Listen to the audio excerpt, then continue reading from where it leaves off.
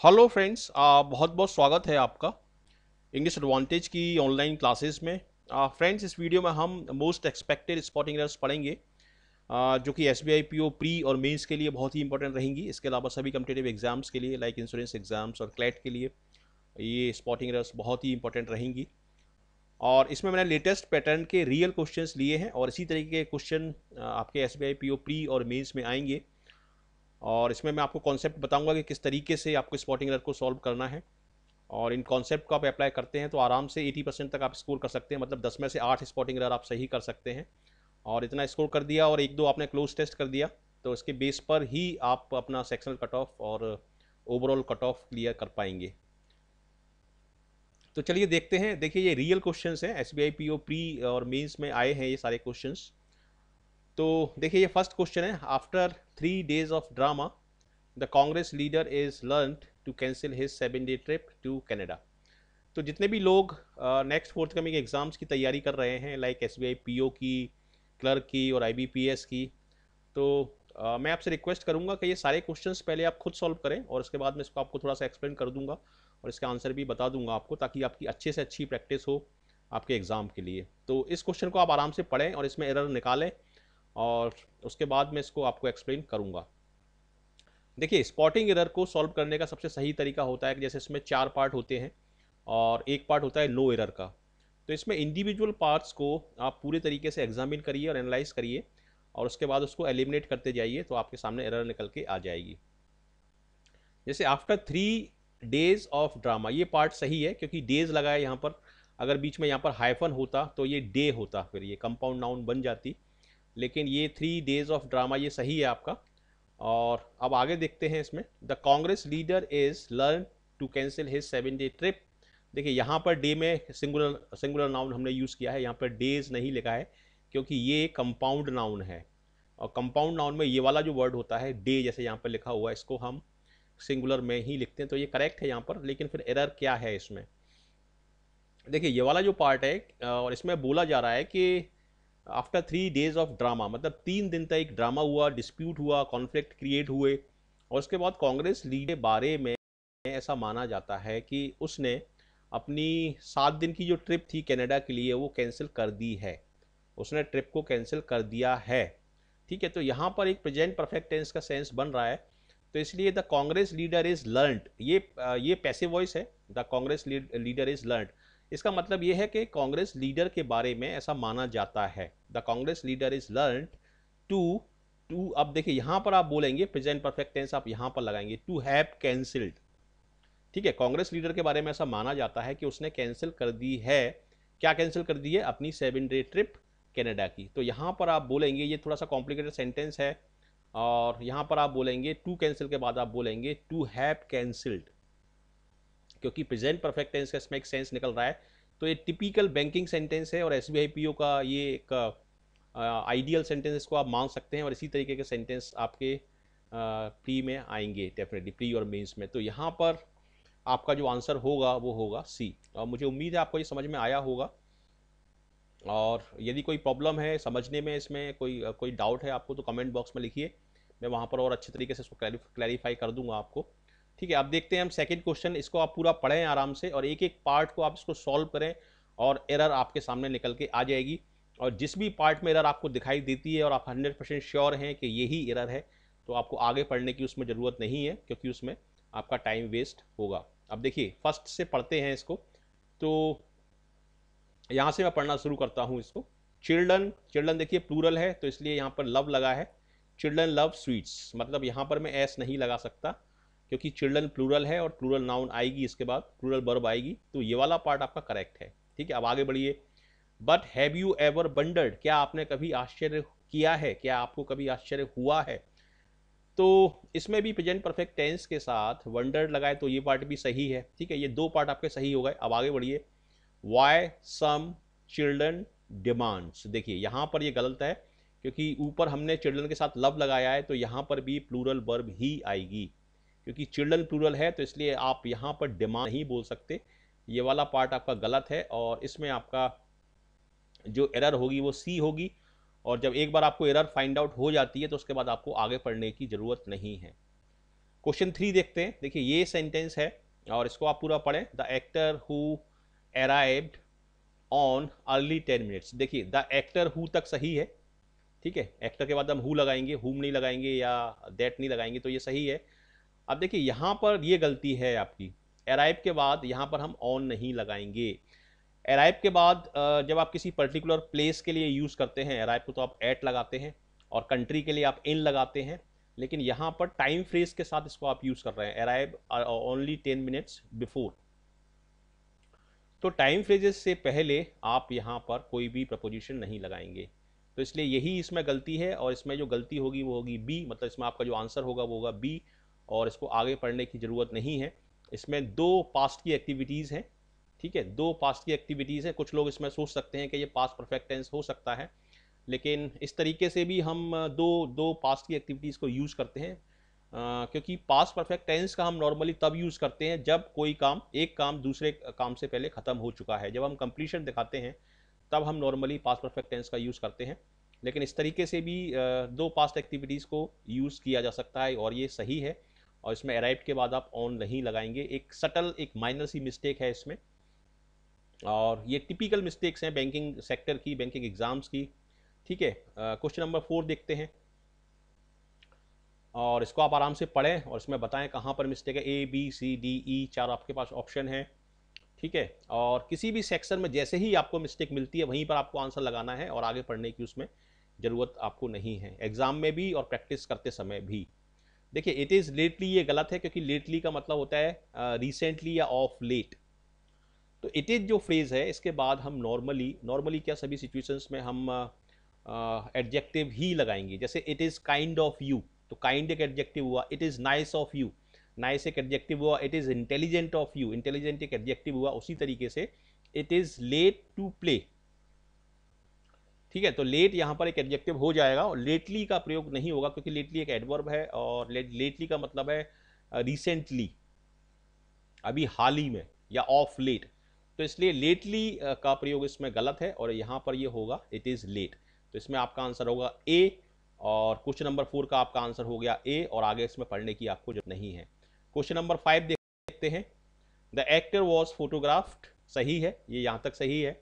अगर इसका A section आप देखें कि एक्टर वॉज फोटोग्राफ्ड मतलब एक्टर का फोटोग्राफ लिया गया, ये वॉज के साथ जब यहाँ पर हम थर्ड फॉर्म लगाते हैं तो ये पैसिव वॉइस होता है। इसका मतलब होता है कि इस एक्शन को किसी के द्वारा किया गया, ठीक है। वाइल के बाद हम आईएनजी फॉर्म लगाते हैं तो ये सही है। वाइल डाइनिंग एट आ 5 स्टार रेस्टोरेंट, तो ये एट का प्रयोग सही है, क्योंकि यहाँ पर हम एक पॉइंट की बात कर रहे हैं, ठीक है। 5 star restaurant and was quite annoyed, हाँ देखिए यहाँ पर गलती है, एनॉयड के बाद हम ऑन नहीं लगाते, एनॉयड के बाद हम लगाते हैं एट, तो ये गलती है और डी इसमें आपका आंसर होगा, ठीक है। चलिए आगे बढ़ते हैं। Drinking herbal tea can help you calm down, drinking herbal T ये सही है यहाँ तक, क्योंकि ये जेरेंड है। ड्रिंकिंग का मतलब है कि हर्बल टी को पीने का प्रोसेस, ठीक है। ये ड्रिंकिंग जो है एक नाउन की तरह यहाँ पर काम कर रहा है, तो drinking herbal tea can help you to calm down भी लिख सकते हैं आप, और काम डाउन भी लिख सकते हैं, क्योंकि हेल्प के बाद जो टू फ्रेज होता है वो ऑप्शनल होता है। टू लगा भी सकते हैं और बिना इसके भी आप लिख सकते हैं, और दोनों ही स्थिति में आपका सेंटेंस करेक्ट माना जाता है। To help you calm down during a stressful time. देखिए इस सेंटेंस में ग्रामेटिकल एरर कोई भी नहीं है, लेकिन स्ट्रेसफुल की स्पेलिंग इसमें गलत है, ठीक है, तो ये यहाँ पर आपका वर्ड गलत है। तो कभी कभी इस तरह की एरर भी दे देते हैं बैंक सभी कॉम्पिटिटिव एग्जाम में, और डी इसमें आपका आंसर होगा। क्वेश्चन नंबर 7 देखते हैं। The government sought an early release of funds to expediting ये गलत है, क्योंकि टू के बाद हम वर्ब की फर्स्ट फॉर्म लगाते हैं, और जो प्रपोजिशनल फ्रेजेस होते हैं जैसे look forward to, with a view to, committed to, इनके साथ हम डेफिनेटली आईएनजी फॉर्म लगाते हैं, लेकिन वो होते हैं प्रपोजिशनल फ्रेजेस। तो यहाँ पर हम सिंपल 2+B1 की यहाँ पर आपको ज़रूरत है। 2+B1 का प्रयोग हम करते हैं पर्पस के लिए। तो यहाँ पर हम एक पर्पस बता रहे हैं कि the government sought an early release of fund, मतलब गवर्नमेंट ने बोला कि हमें अर्ली रिलीज ऑफ फंड, हमें फंड्स की ज़रूरत है, हमें जल्दी से फंड रिलीज किए जाएं। किस लिए? To expedite the construction work को एक्सपीडाइट करने के लिए। तो ये एक पर्पस की हम यहाँ पर बात कर रहे हैं, और पर्पज को शो करने के लिए 2 + B1 का हम प्रयोग करते हैं। तो ये वाला जो पार्ट है आपका ये रॉन्ग है और यही इसमें आपका आंसर होगा। मतलब क्वेश्चन नंबर 7 का आपका जो आंसर होगा वो होगा सी। ठीक है, तो इन एरर्स को पूरा आप ध्यान से देखें और इसी तरीके की एरर आएंगी आपके मेंस एग्जाम में। थोड़ा सा पैटर्न अलग होता है। मेंस एग्जाम में 5 आपके एरर्स होती हैं, एक ही क्वेश्चन में 5 एरर होती हैं, जिसमें से 4 आपके गलत होते हैं और एक सही होता है, या 4 सही होते हैं एक गलत होता है, 4 सही होते हैं और एक गलत होता है। नॉर्मली इसी तरह का पैटर्न आता है। ठीक है, तो जो गलत वाला है उसको आपको पॉइंट आउट करना होता है। मेंस एग्जाम की बात कर रहा हूँ, लेकिन प्री में SBI PO प्री में तो इसी तरीके के क्वेश्चन आपके आएंगे। Did the co pilot of the इल, देखिए did the co pilot of, यहां तक ये सही है। इसके बाद आगे का वाला पार्ट पढ़िए आप, और आगे वाला पार्ट आप पढ़ते हैं तो द इल फेट प्लेन, ये गलत है आपका। प्लेन कैसा था, यहां पर हम देखिए ये एक एडजेक्टिव है इल फेट, ठीक है, और इसके बाद हम एक नाउन लगा रहे हैं यहां पर। तो नाउन से पहले ये जो वर्ड है ये एडजेक्टिव होता है, ठीक है, और एडजेक्टिव को हम कभी कभी ईडी फॉर्म में बताते हैं। ठीक है, जैसे आप बोलना चाहते हैं कि टायर मैन, तो ये गलत होगा। एक थका हुआ व्यक्ति, तो आप उसके लिए बोलेंगे टायर्ड मैन। तो ईडी फॉर्म के थ्रू आप एक एडजेक्टिव को फॉर्म करते हैं। तो उसी तरीके से यहां पर होगा ये इल फेटेड, बदकिस्मत। ठीक है, did the co pilot of the ill fated plane that crash came in as a last minute replacement, क्या जो प्लेन क्रैश हुआ है उसमें जो पायलट को रखा गया था, को पायलट को, क्या वो लास्ट मिनट रिप्लेसमेंट था। ठीक है, तो प्लेन से प्लेन को हम क्वालिफाई करने के लिए हम एक एडजेक्टिव का यूज करेंगे और उसको हम बोलेंगे इल फेटेड प्लेन। तो इस तरीके से इसमें आपका बी, इसमें आपका आंसर होगा क्वेश्चन नंबर 8 में। क्वेश्चन नंबर 9 देखते हैं। Agitated teachers surrounded the home of some of the ministers demanding regularisation of their jobs. मतलब एजिटेट जो आंदोलित टीचर्स थे उन्होंने काफ़ी सारे मिनिस्टर्स को, कुछ मिनिस्टर्स के होम को घेर लिया और डिमांड किया कि उनकी जॉब्स को रेगुलर किया जाए, उनको रेगुलर सैलरी वगैरह दी जाए, रेगुलराइज किया जाए। तो यहाँ पर डिमांडिंग का मतलब है कि सराउंड किया और उसके बाद डिमांड किया। सराउंडेड एंड डिमांडेड ये दोनों एक के बाद एक एक्टिविटीज़ हो रही हैं या एक साथ हो रही हैं, तो इसलिए यहाँ पर ये प्रेजेंट पार्टिसिपल का यूज़ हुआ है यहाँ पर। ठीक है, उन्होंने सराउंड किया और उसके बाद फिर डिमांड किया। तो ये सेंटेंस आपका, इसमें कहीं भी कोई एरर नहीं है, ये सेंटेंस आपका सही है और इसका आंसर होगा आपका E, that is no error. Question 10 देखते हैं, इसको आप पूरा पढ़ें आराम से। When the actor came to know that the director was shooting at the same studio, at का प्रयोग यहाँ पर सही है क्योंकि एक पॉइंट की बात हो रही है। He dropped for a visit। ठीक है, dropped for a visit actually सही है, इसमें गलत कुछ भी नहीं है। ड्रॉप्ड इन भी बोलते हैं हम, ड्रॉप्ड इन, लेकिन ड्रॉप्ड भी बोलते हैं, ड्रॉप्ड फॉर ए विजिट, तो ये सही है और ये भी आपका नो एरर सेंटेंस होगा। 11 देखते हैं। The government has asked individuals, ये पार्ट सही है, ए पार्ट, क्योंकि हैज के बाद आस्क्ड लगा है तो पार्ट ए सही है आपका। With income of over ₹10 lakhs to तक आपका सही है।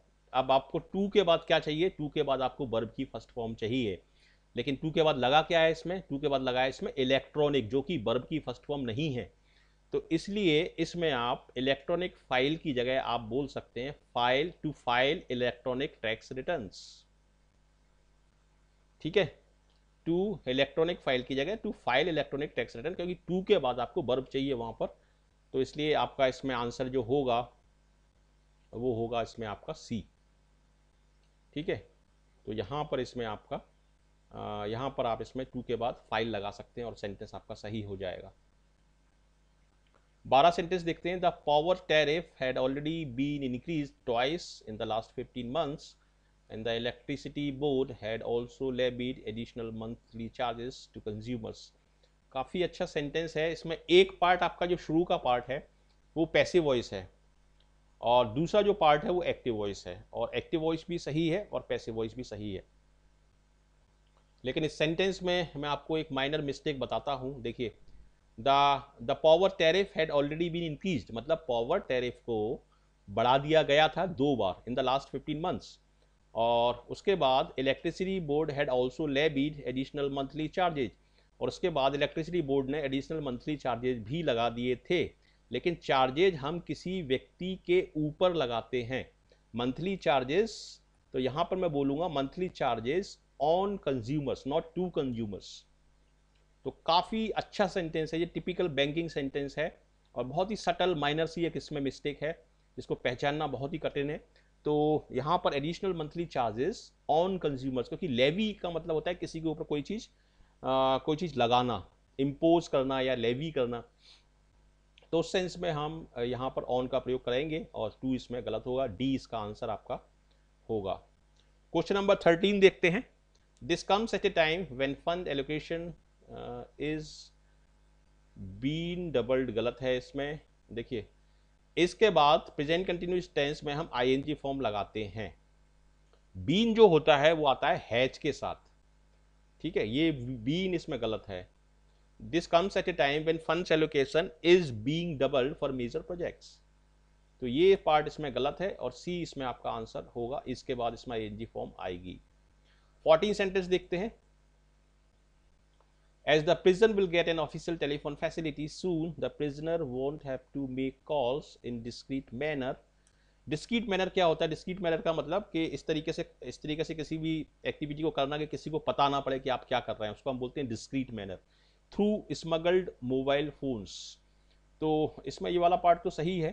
As the prison will get an official telephone facility, जैसे ही जेल में एक ऑफिशियल टेलीफोन फैसिलिटी होगी, the prisoners won't have to make calls in discreet manner. तो यहाँ पर थोड़ी सी गलती लग रही है, यहाँ पर ये गलती है। इन डिस्क्रीट मैनर से पहले, चूंकि ये काउंटेबल नाउन है मैनर, तो इसलिए आप बोलेंगे इन अ डिस्क्रीट मैनर, ठीक है। डिस्क्रीट से पहले आपको इसमें ए लगाना होगा, यहाँ पर इसमें आपको ए लगाना पड़ेगा, इन अ डिस्क्रीट मैनर, और सी इसमें आपका आंसर होगा और यही इसका आंसर है। आगे देखते हैं क्वेश्चन 15। इसमें 20 क्वेश्चन मैंने लिए हैं और सारे इसमें एक्सपेक्टेड क्वेश्चंस हैं, और एक क्वेश्चन मैं आपको दूंगा, टेस्ट क्वेश्चन है, उसको आप सॉल्व करके मुझे भेजें, आप कमेंट बॉक्स में लिख के भेजें और मैं उसका आंसर आपको दूंगा। The area was plunged into darkness mid a wave of cheering and shouting slogans like save the earth.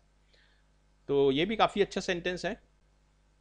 Plunge into darkness का मतलब है कि वो डार्कनेस में डूबा हुआ था, एरिया जो है वो डार्कनेस में डूबा हुआ था, और उसके बीच में वहाँ पर सारे लोग स्लोगन्स को शाउट कर रहे थे और सेव द अर्थ बोल रहे थे वहाँ पर, ठीक है। तो यहाँ पर एक्चुअली ये तो सही है, प्लंज इनटू डार्कनेस, यहाँ तक ये सही है। लेकिन यहाँ पर आप बोलना चाहते हैं कि इसके बीच में, मतलब स्लोगन्स के बीच में कुछ हुआ है यहाँ पर, तो उसको इम्प्लाई करने के लिए ये वाला वर्ड गलत है, और इस वर्ड के स्थान पर आप बोलेंगे एमिड, AMID, क्योंकि एमिड का मतलब होता है अमोंगेस्ट, या इसके बीच में, 2 या 3 घटनाओं के बीच में। तो ये वर्ड इसमें गलत है, मिड का प्रयोग इस तरीके से नहीं होता, ठीक है। तो यहाँ पर आप मिड की जगह आप बोलेंगे यहाँ पर एमिड, AMID, और ये गलत है, इसमें बी इसमें आपका आंसर होगा। 16 देखते हैं। The poll contestants approached the commission complaining that the hoardings violated the code of conduct and influenced public perception। मतलब पोल कंटेस्टेंट जो थे, जो चुनावों में भाग ले रहे थे, उन्होंने अप्रोच किया कमीशन को और कंप्लेन किया कि होर्डिंग्स जो थे वो वायलेट करते हैं किस चीज़ को, कोड ऑफ कंडक्ट को, और इससे पब्लिक का जो परसेप्शन है वो चेंज होता है। तो वायलेटेड भी सही है इसमें और इन्फ्लुएंस्ड भी सही है, मतलब दोनों चीज़ें पास्ट में हुई हैं इसमें, तो वायलेटेड और इन्फ्लुएंस सही है। और कंप्लेनिंग आईएनजी फॉर्म में यूज़ किया है क्योंकि ये दोनों काम एक साथ हुए हैं, मतलब अप्रोच किया और उसके बाद कंप्लेन किया, या अप्रोच करते हुए कंप्लेन किया, ये सेंटेंस कहना चाहता है। तो इस सेंटेंस में कोई एरर नहीं है, ये है आपका नो एरर सेंटेंस। 17 देखते हैं। The country has adequate laws, ये यहाँ तक ए तक सही है, बट प्रॉब्लम्स एराइज, बी भी सही है आपका, क्योंकि प्रॉब्लम्स प्लूरल है तो एराइज ही लगाएंगे हम, एराइजेज नहीं लगाएंगे। when these are not implemented, C part भी आपका सही है, इन लेटर एंड स्पिरिट, और डी पार्ट भी सही है। लेटर एंड स्पिरिट का मतलब होता है कि किसी भी चीज़ को सही तरीके से इम्प्लीमेंट करना और सही नीयत के साथ जिस तरीके से उसको बनाया गया है, जिस काम के लिए, जिस पर्पज़ के लिए उसको बनाया गया है, उसी पर्पज़ के लिए उसको इम्प्लीमेंट करना और लीगल तरीके से, सही तरीके से उसको इम्प्लीमेंट करना। तो ये सेंटेंस भी आपका नो एरर सेंटेंस है। 18 देखते हैं, द मैनेजमेंट फील्स, ये सही है आपका, that the employees of the organisation are non productive and do not want to work hard.